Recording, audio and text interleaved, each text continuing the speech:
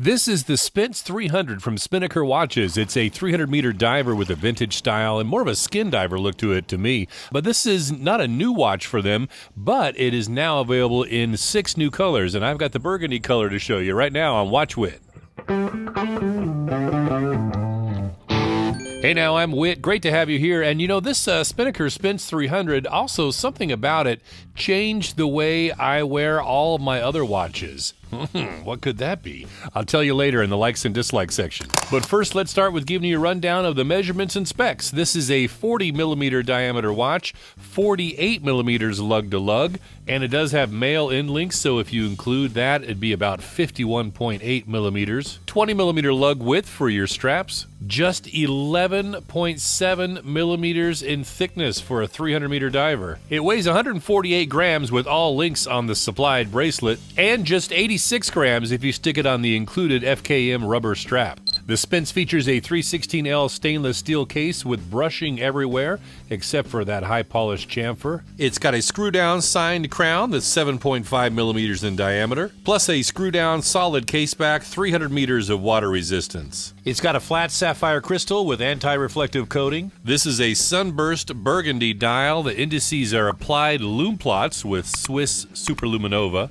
The metal Spinnaker signature is applied, and then you've got Spence and 1,000 feet, 300 meters printed down below. The handset features a broad arrow hand and a super sharp sword minute hand, plus you've got a seconds hand with a lollipop, and all these are done with some nice brushwork. The Spence has a 120-click unidirectional bezel with a aluminum bezel insert, and it's got luminescence. The Spence has some great knurling on that coin edge bezel, and you can see the brushwork as well. The watch features a 3-link 316L stainless steel bracelet, completely brushed. The clasp shows off the Spinnaker signature, and it's fully brushed as well, with a polished chamfer, 6 micro adjust, double push button to reveal that's fully milled, and the bracelet features quick release spring bars. There's a second strap included with your purchase, and that is a tropic style FKM strap with signature. The Spence is running the Miyota 9039 premium mechanical no-date movement, beats at 28,800 vibrations per hour. It's got 24 joules hacking or stop seconds, automatic and hand winding, and about a 42-hour power reserve. Stated accuracy is -10 to +30 seconds per day. I hand-timed this exact watch over 25 days, and it came in at +8.3 seconds per day. And just one pass through on the time graph where you see better results than that, +3 seconds per day, amplitude of 286 degrees, and a beat error of 0.2 milliseconds.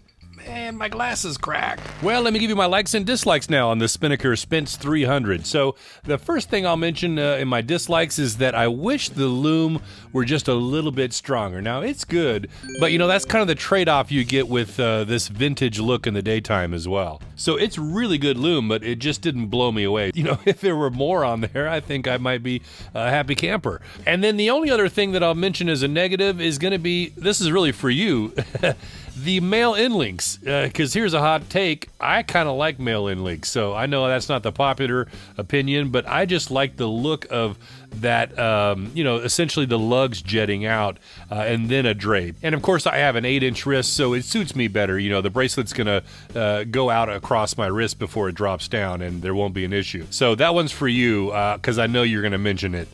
Male end links. And now let me rave about a few things. Man, this vintage skin diver look is just so killer. This has just got a classic dial and case. This brushed handset is fantastic. This aluminum bezel insert looks the part, and the knurling on the coin edge bezel is spectacular. Easy to grip from all sides of the watch. I love the tool watch look of this all brushed case and then just that high polished chamfer and crown. And there's a sense of unity with the watch head and the bracelet as that brushing continues onto the bracelet. And don't you love that it's got quick release spring bars? I'm just getting spoiled lately with watches that have that feature, and I think it's a game changer. And if you let me jump back to the handset real quick, I love how unique this thing is, and it's just got such a cool look when the hands are straight across from each other. I mean, look at that. That is sweet. And it's also pretty neat when they're stacked on top of each other. And this thin case, this is a 300-meter diver.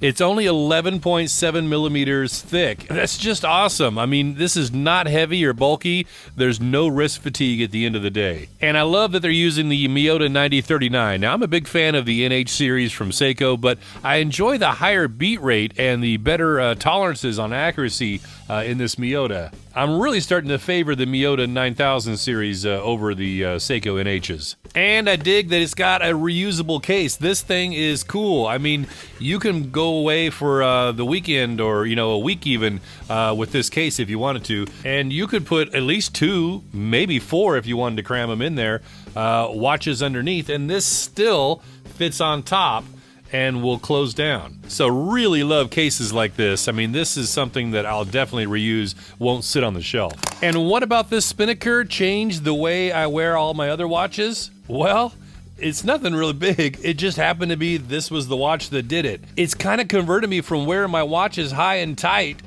to down on the bone. Now, I never even considered on the bone to be an option. I've always been, like I told you, a high and tight guy. And I thought the other option was below the bone, more towards your fingers. But for whatever reason, I was wearing the watch on the FKM strap, and the distance between the holes is a little varied. Sometimes one hole is too tight, the next hole is too loose, and that's where I had it too loose, and the watch was falling down to rest on the bone, and it was kind of comfortable.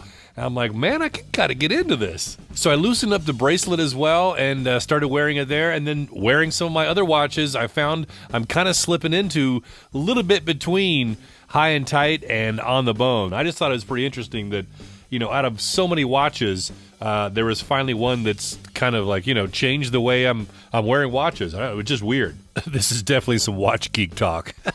The Spinnaker Spence 300 runs about $650 and if you're lucky enough to be watching this video while the surprise summer sale is going on, there's 20% off. That brings you down to about $520. But if you missed that, the Crimson Red is on sale right now for $349. Man, if you think this Burgundy is cool, it's got a gradient dial. It looks nice. Spinnaker offers a 2-year warranty, and of course, like I mentioned, you get this travel case as well. Hey, if you're up for watching more videos, maybe check out this one next. I'll catch you over there. I'm Whit with so many watches, so little time. And money.